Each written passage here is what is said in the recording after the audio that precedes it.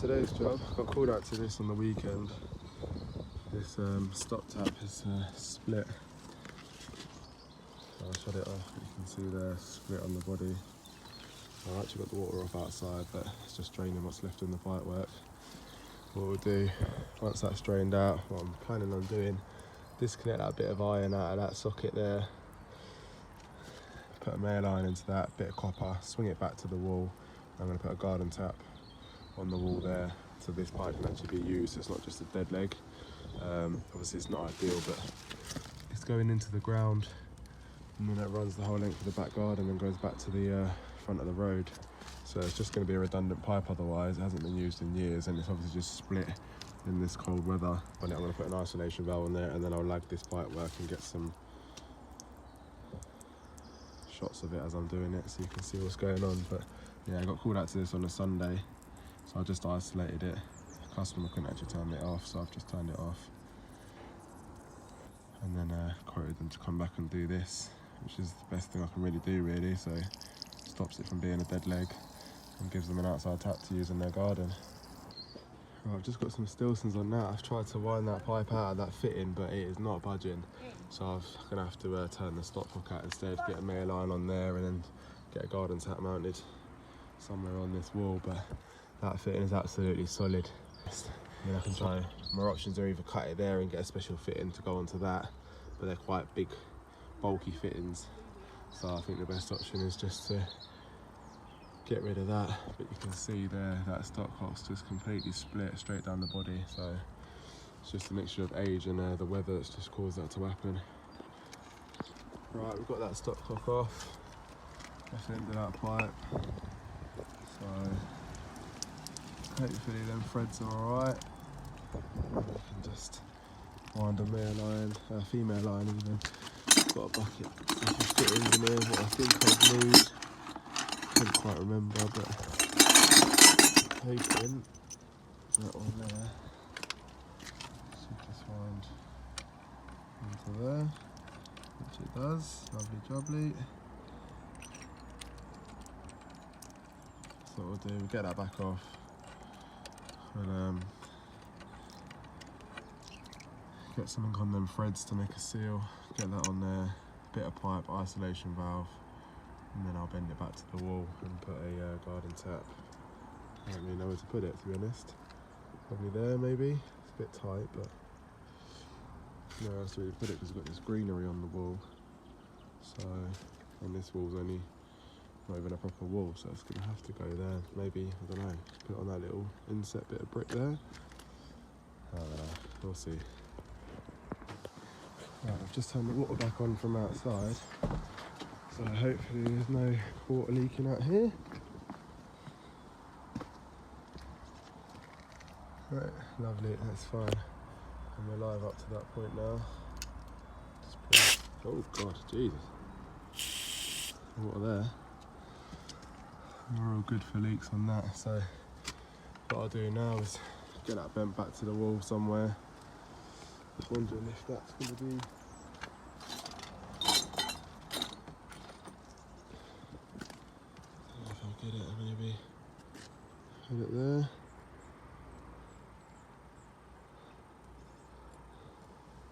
What do you reckon? Where should I put it? I don't know.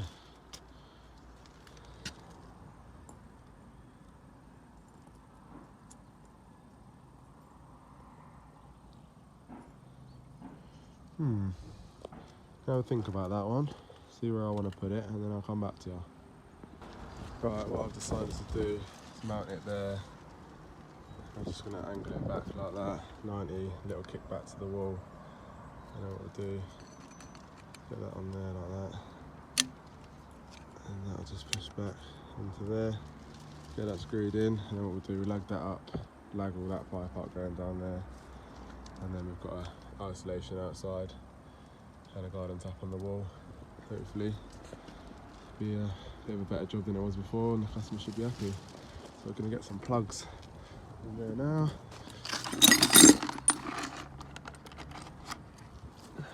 It should go straight in. Hammer.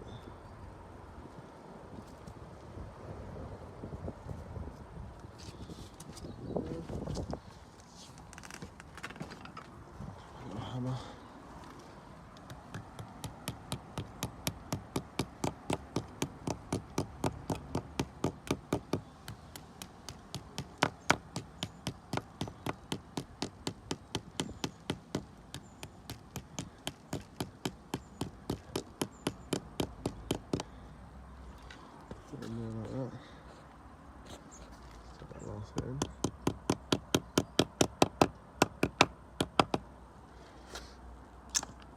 That's it, we'll get that screw back in, tighten them fittings up. Should be all good. Right, that's the job done. Just gonna get that pipe cleaned up and then get that lagged up. Get some cable ties on it and that'll be another job complete. Right, we're all done. That's all in, lagged up. Got it all down to the floor, got the lagging on it, put some cable ties on it, made it look nice and neat. The isolation valve's accessible, garden taps there. On. What I'm going to do, I'll probably turn that isolation valve off and I'll show the customer how to use. I don't carry garden tap jackets in the van, but I'll get the customer to, if they want to, they can buy one themselves from whatever DIY store they want and just throw a jacket around that to help protect it. But other than that, it's all in, it's all working, and customer's happy. So yeah, good job. Right, got a stopcock here, which has got a broken handle, and it's not working at all, it doesn't even turn off. So all I've done, with the blowtorch, heat up the body, right, make sure it's very, very, very hot. And then get your pair of grips on that hexagonal nut, and it should come loose like this. And that's knackered. You can see it's still steaming. And then just get it in your bucket with your water and let it cool down. Grab a new stopcock, take the body off that one. And then once that's cooled down, wind your new body in. Right, so I've got my new stopcock body in. Make sure it's off. Go and turn the water back on outside. And then you can come in, turn it on. I've got the kitchen tap open.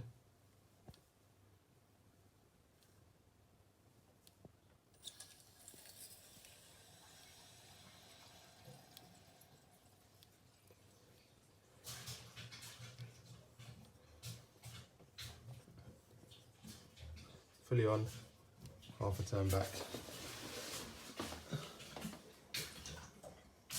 Water's just coming on the kitchen tap. So basically, got to try and sort all this pipe back out. Got to get a branch over. We're having a toilet and basin going along that back wall, and then 2 appliances going there, which is probably going to be tight. So we may have to put one appliance on top of the other. Haven't really worked that bit out yet, because the units are going to protrude out, obviously in front of this stack. But yeah, first job of the day was just to change the stopcock because it didn't work. So that's that done. We'll crack on getting the. I'll get the branch in. Got to get that branch in the ground there, and get the toilet soil first fixed. Get a strap-on boss cut in, run around the wall in 40mm, inch and a half T with a reducer in the top, which is going to pick up the basin there somewhere, and then it's going to carry on round in inch and a half round to here with a hockey stick trap for the washing machine, and then we've got to run. We've got hot and colds in here already, which is good. So we've got to run them down, cold main to the toilet, and then hot and cold round to the basin, and then another cold round to the washing machine with a washing machine valve in it. So yeah, we'll get cracking. Right, got that bit of soil pipe out. That was an absolute nightmare. Bit of fairy liquid on your tee, get it all the way around. Now what we're probably going to do is face the toilet forward. This toilet's probably going to sit forward like that rather than turning the T and then bending into it. I'm probably just going to come straight in front of it like that. So if I want to do that, that lip's going to catch. So all we'll do grab our multi-tool, cut that off. Nothing can come out anyway. We'll cut that off right back, and that hopefully then should allow that T to sit in there snug. And then what we're gonna do is probably get because we've got a fixed point and that goes up to pick up the bathroom stuff upstairs, what we'll probably do is get a rubber coupling here, and then a bit of pipe, and then obviously we've got a bit of play then. And then we'll either drill out the boss there and run it low level to pick up the basin and the washing machine, or we'll just cut in a strap-on boss up here to do it. Haven't decided yet. But yeah, get on with that now. Right, got that bit of soil done. Just drilled the hole for our strap-on boss, which is that one there. So that's just going to strap around there, glue it round. And got a little hole saw kit there, and I'm using 57mm bit, which is perfect basically for that circumference to drop round there. So we'll glue up round that, glue up round the pipe, and get that locked in place.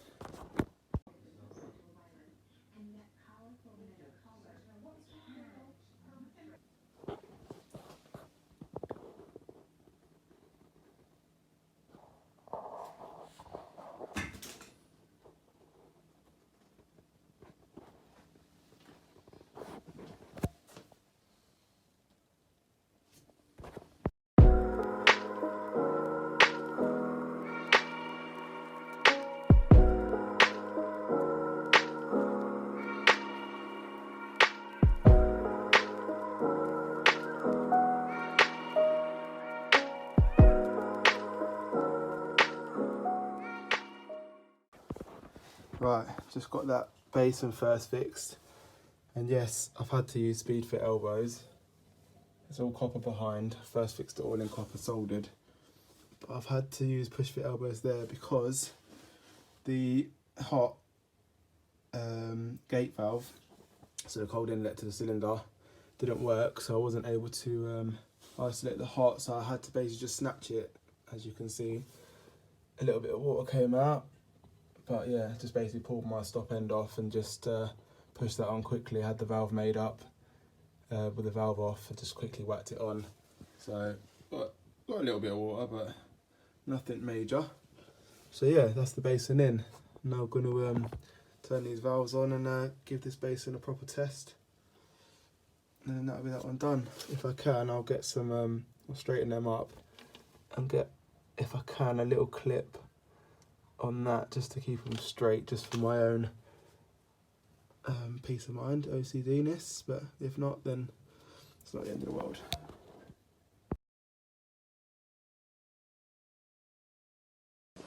Right, just been called out to this shower. It's just completely had it. It's not getting hot or cold. It's just mixing all the time.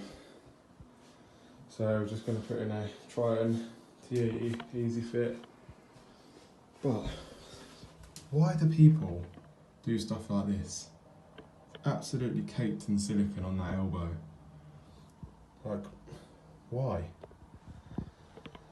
It's making my life difficult. But anyway, we'll get this ripped out and we'll get a new shower put in. Right, shower's off the wall. Look at this.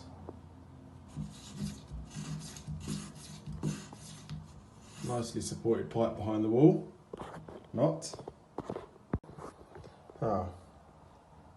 That's inside the elbow. So, of course, the shower's getting limited flow coming to it because it's all completely gunked up with a mixture of silicone, some sort of paste. It's just unbelievable.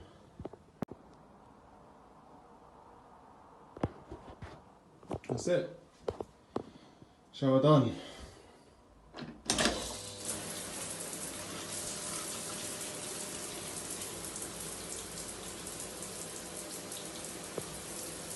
This is a Sunday call out as well. Bloody shower. There we go, it's all done. Going home now. No more call outs today, please.